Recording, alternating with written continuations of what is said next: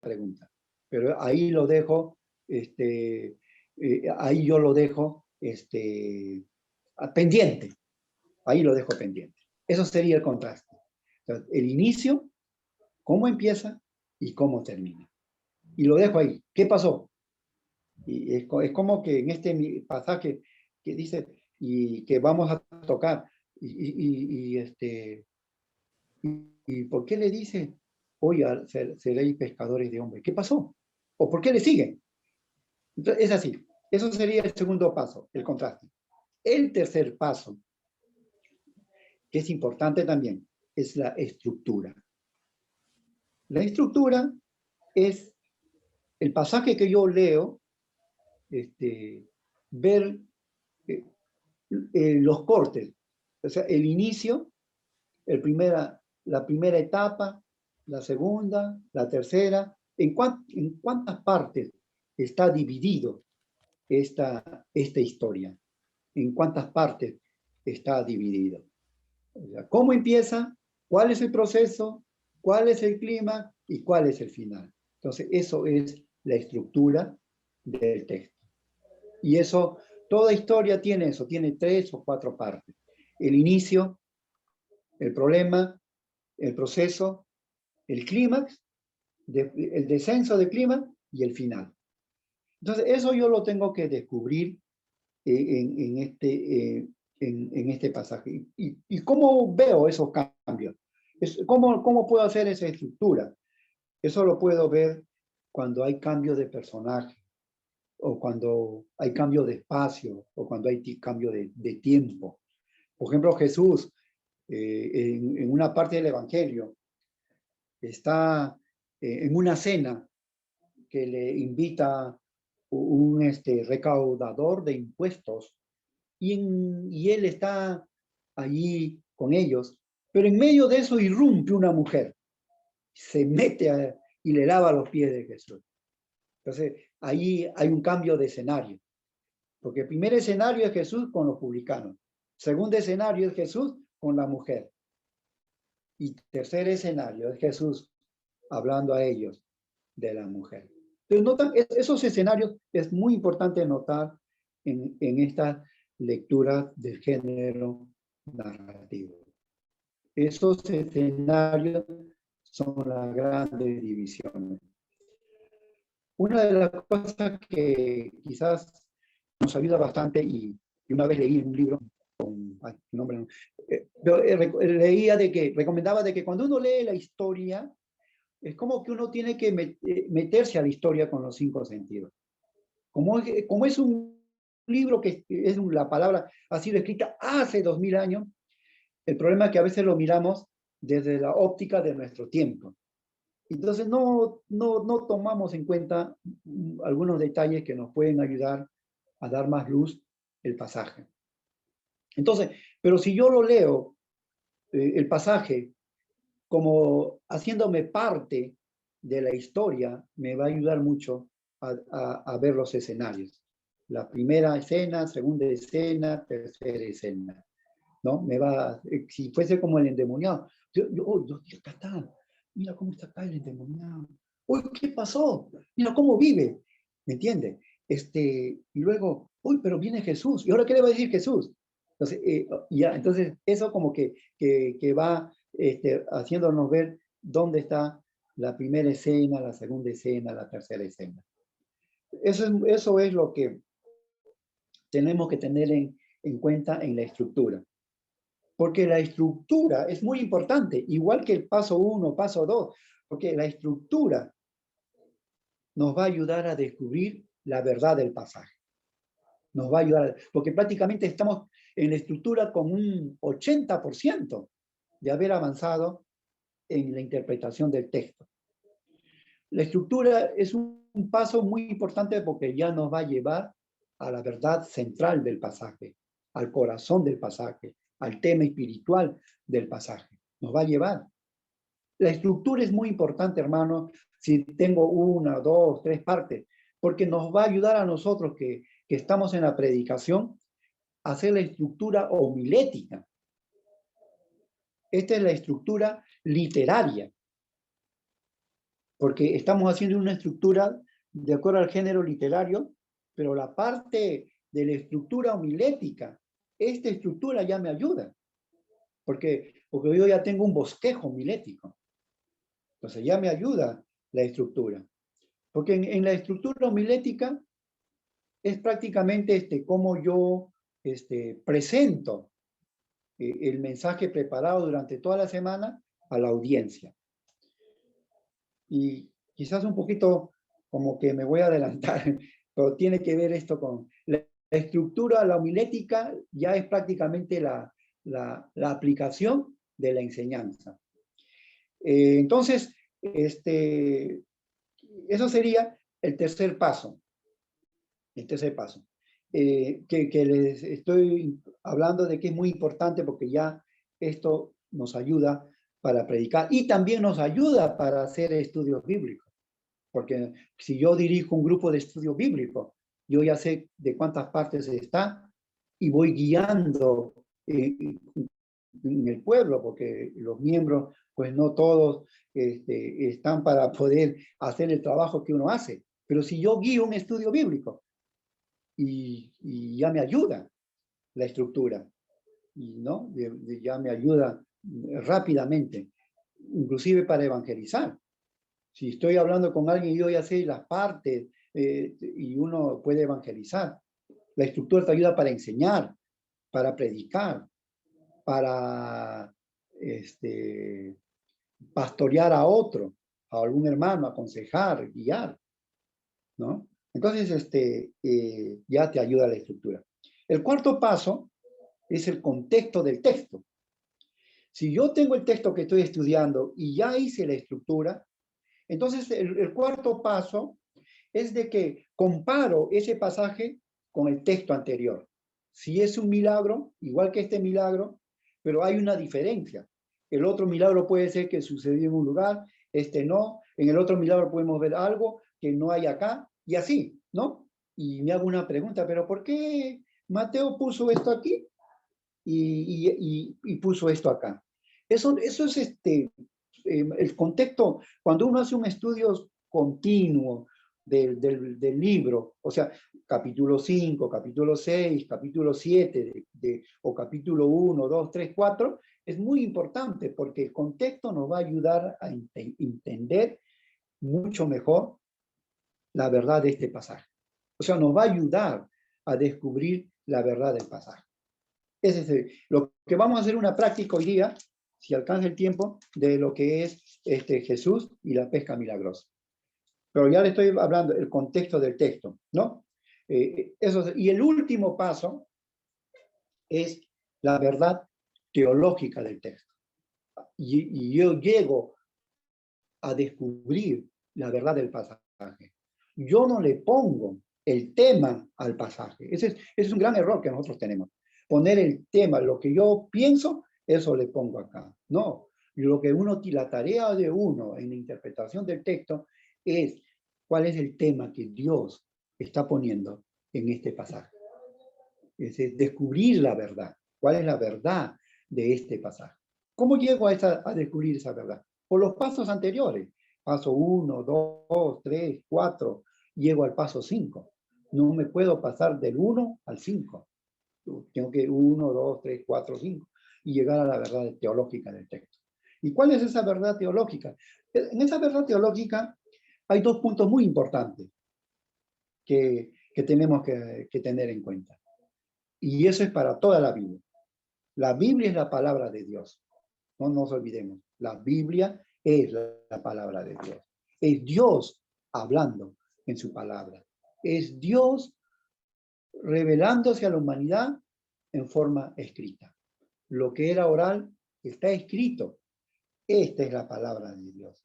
Nosotros solamente debemos ser mensajeros de la palabra de Dios. Nosotros somos siervos de la palabra de Dios. Yo no puedo, la gente no debe venir a escuchar al hombre, no debe venir a escuchar qué es lo que dice sultano, fulano, vengano, no. La persona tiene que venir a escuchar lo que la palabra de Dios dice. Es un gran problema que a veces pasa. hace unos 4 o 5 años, una hermanita que vendía por acá mazamorra y yo a veces siempre consumía y me dice, pastor, es decir, como dice tal pastor. Entonces yo le dije, hermana, no diga como dice tal pastor.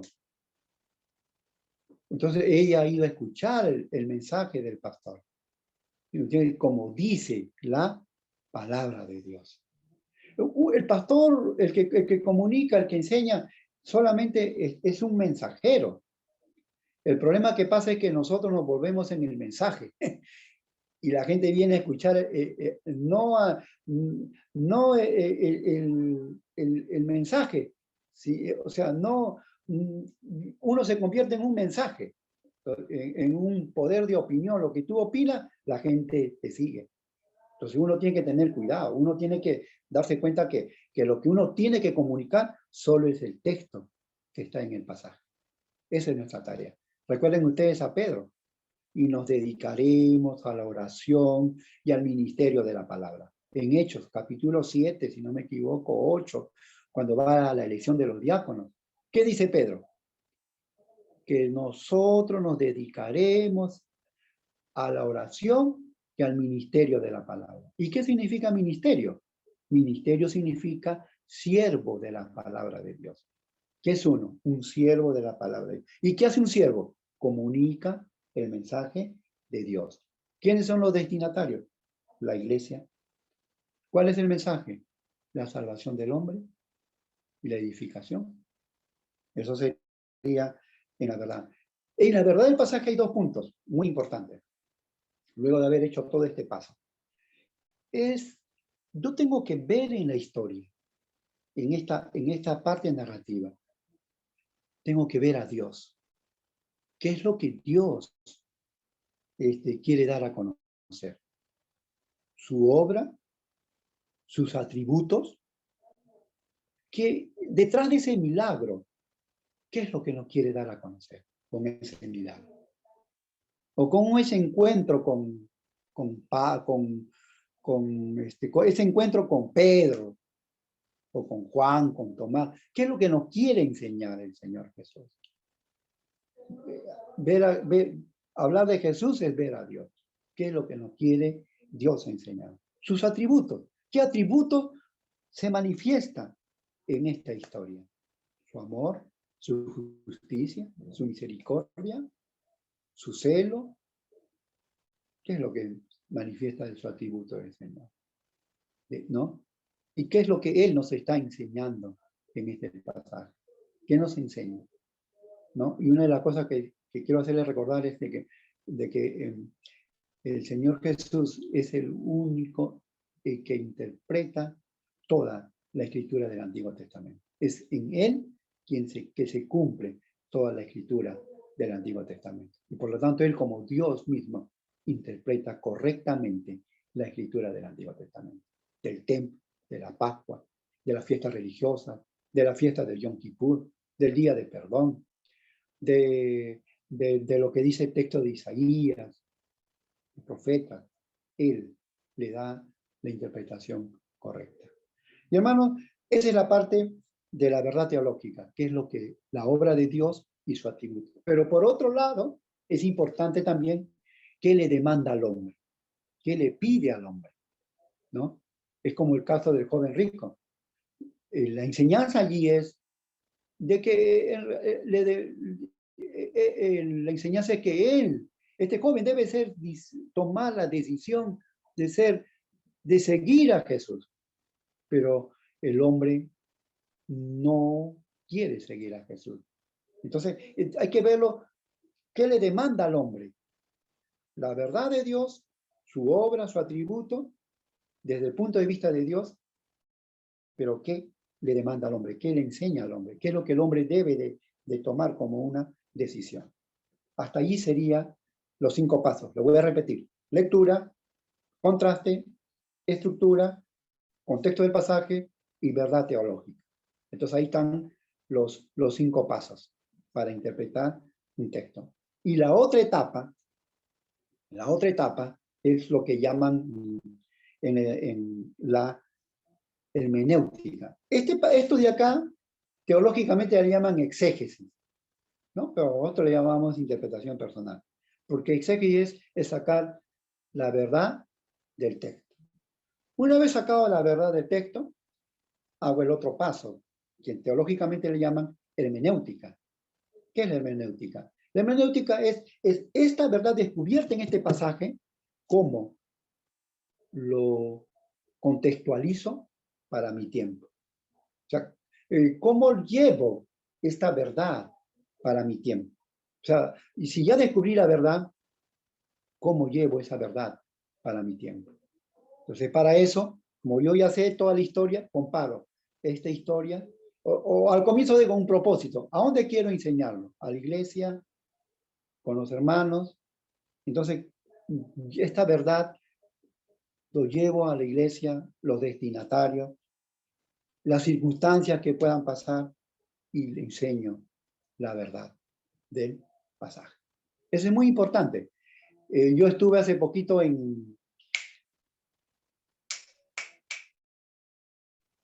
por acá, por Caraballo, en un asentamiento humano, Torreblanca, donde fuimos con la iglesia a repartir regalos a los niños y chocolatada. Y ellos se habían hecho una figura grande de José, María, el niño Jesús, grande. Entonces yo me hablaba del nacimiento de Jesús, que habla en Lucas, y agarré, leí el pasaje, inmediatamente me puse en esa figura, porque esa figura tenía mucho significado. Entonces es así, el pasaje debe, pero la verdad no se pierde. La verdad siempre es la misma. La verdad del tiempo de Lucas, de Jesús en ese momento, es la misma verdad para el siglo I, para el siglo II, para el tiempo de la Reforma y para nuestro tiempo. La verdad no cambia. La verdad es la verdad del pasaje. Habla en ese tiempo y habla en nuestro tiempo. Y seguirá hablando hacia el futuro. La verdad no cambia. Esa verdad, todos tenemos que llegar a esa verdad. Algunos tal vez un poquito más, otros un poquito menos, pero intentamos siempre de llegar a esa verdad. No puede haber en el texto dos verdades. El texto siempre que uno llega, tiene que tener una sola verdad. A esa verdad es que nosotros, tal vez no lleguemos 100%, pero por lo menos intentamos y tratamos de descubrir esa verdad del pasaje. Entonces, con eso ya tenemos la interpretación correcta. Entonces, el segundo paso es la hermenéutica. ¿Cómo llevo esa verdad a mi tiempo? A mi comunidad, a la iglesia, el día domingo, ¿cómo lo llevo? Ese sería el segundo paso, que es la aplicación. Aquí le he puesto aplicación, pero es la parte de la hermenéutica. El tercer paso, para los que predican y para los que enseñamos, es la homilética. La homilética es esa verdad misma que ya lo llevé a mi tiempo, ¿cómo lo presento? ¿Cómo lo voy a presentar? La homilética tiene, yo les digo que la homilética, la forma de la predicación tiene tres partes. O sea, todo cuando uno predica tiene tres partes. Primero, explica el pasaje. ¿Por qué lo explica? Porque ya lo conoces. Segundo, es aplicación. La aplicación va directamente a la congregación. Primero va aplicando para nosotros y a la congregación. Y el tercer paso, que puede usarse, es la ilustración. Pero eso es la homilética. O sea, una vez descubierta la verdad, yo lo presento a la congregación. Es como los chefs, como decía alguien. Si todos podemos hacer un arroz con pollo, nos dan todos los ingredientes a todos igualitos. Es verdad. Y uno sabe todo el proceso, la estructura. Pero al final, la presentación ya es personal. La homilética es personal. O sea, personal en el sentido de que tiene que ver con mi persona, como persona, tiene que ver con mi carácter, con mi temperamento, tiene que ver mi relación con Dios. Quizás lo más fundamental, mi relación espiritual con Dios. Esa relación espiritual con Dios es muy importante, porque yo puedo saber todo este proceso, pero yo digo, Señor, ayúdame. Ya lo he hecho todo, pero ¿cómo lo presento? En ese sentido, es la parte homilética, que tiene que ver con asuntos ya con tu persona, con tu temperamento, tu carácter y tu relación con Dios. Y tú lo presentas. El mismo arroz con pollo lo podemos presentar todo, pero siempre tiene un valor agregado, alguna cosita que uno le pone, ¿no? En ese sentido, así es la homilética. Entonces hemos hecho quizás en una forma bien resumida lo que es exégesis, lo que es hermenéutica y lo que es homilética. Lo que, lo que podría ser interpretación personal, aplicación y tal vez la última parte para nosotros, cómo lo presento a la congregación. Eso es, hermanos, esta parte de acá. Una vez hecho esto, vamos a pasar a hacer un ejercicio. Yo sé que no todos tienen, entonces yo lo voy a hacer, quizás entre todos vamos a ir compartiendo. Y si el Señor le permite, les dejo el próximo lunes, si el Señor lo permite, lo que continúa como una tarea y lo vamos haciendo y luego vamos compartiendo todos.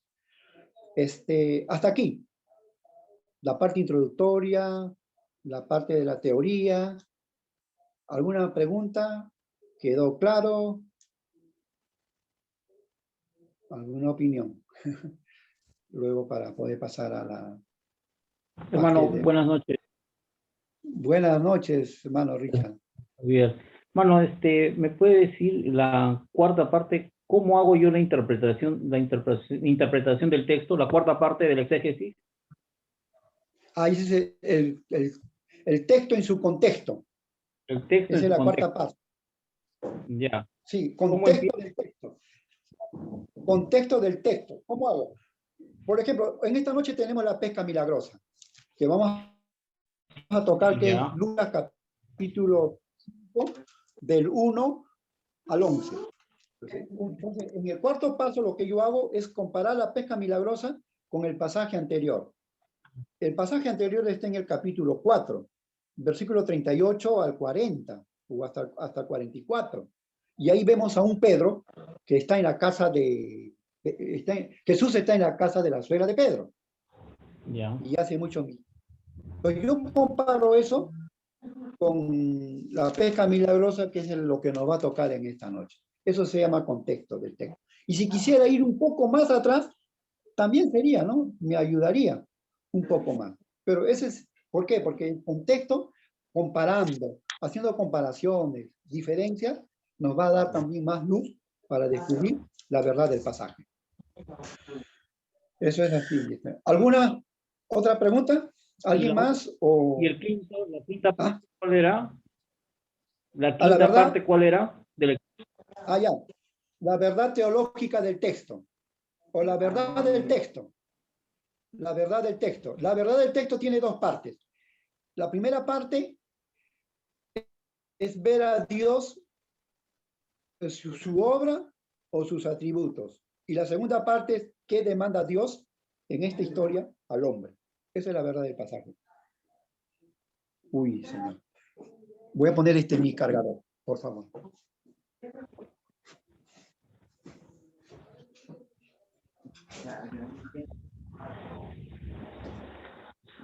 Ya.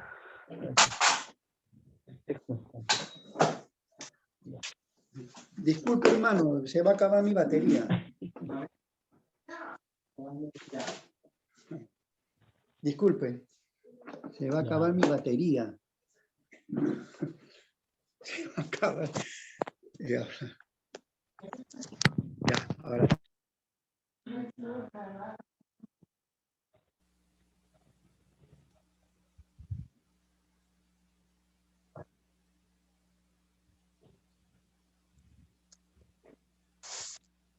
Mariela, dijo se va a acabar mi batería y ha puesto su mano y me... No, pero no sé que lo estaba arreglando, creo.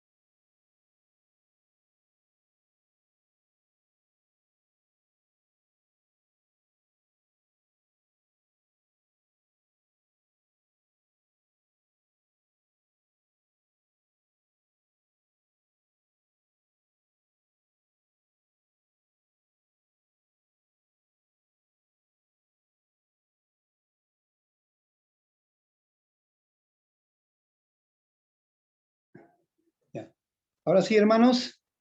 David. David, ¿sí me está escuchando? Sí, está bien. Ya. Entonces, una vez hecho esto, vamos al ejemplo. Vamos al libro de Lucas, capítulo 5, del 1 al 11. Lucas, capítulo 5, del 1 al 11. Voy a pedir a alguien que lo lea. No sé. A ver. Lucas, capítulo 5, del 1 al 11. ¿Algún? O el pastor Alberto, si está, por favor. Lucas, capítulo 5, del 1 al 11. Amén, amén. Sí, Lucas capítulo 5 de la pesca milagrosa. Muy bien. Solo voy a leer el nombre del Padre, el Hijo y el Espíritu Santo. Dice, en cierta ocasión Jesús estaba junto al lago de Genesaret y el gentío se agolpaba sobre él para oír la palabra de Dios. Verso 2. Jesús vio que cerca de la orilla del lago estaban dos barcas y que los pescadores habían bajado de ellas para lavar sus redes. Verso 3. Jesús entró en una de aquellas barcas, la cual era de Simón, y le pidió que la apartara un poco de la orilla. Luego se sentó en la barca y desde ahí enseñaba a la multitud. Cuando terminó de hablar, le dijo a Simón, lleva la barca hacia la parte honda del lago y echen ahí sus redes para pescar. Verso 5. Simón le dijo, maestro, toda la noche hemos estado trabajando y no hemos pescado nada, pero ya que tú me lo pides, echaré la red. Así lo hicieron y fue tal la cantidad de peces que atraparon que la red se rompía.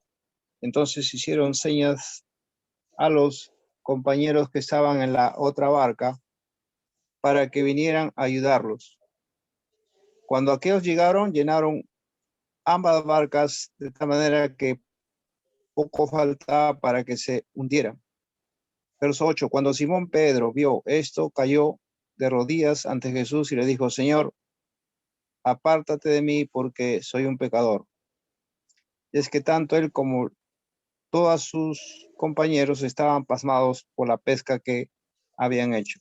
También estaban sorprendidos Jacobo y Juan, los hijos de Zebedeo, que eran compañeros de Simón. Pero Jesús le dijo a Simón, no temas, que desde ahora serás pescador de hombres. Llevaron entonces las barcas a tierra, lo dejaron todo para seguir a Jesús. Muy bien. Entonces, como ya hemos hecho esta lectura, la primera pregunta que me hago, que es la parte personal, es ¿dónde sucede esta historia? O dónde está ¿dónde sucede? ¿No? ¿Cuál es el escenario? Sería, tengo que hacerme, ¿cuál es el escenario? Entonces uno puede darse cuenta, ahí está el escenario, dice ahí, en el lago de Genesaret. Ese es el escenario. En el lago, a las orillas del lago de Genesaret. ¿No?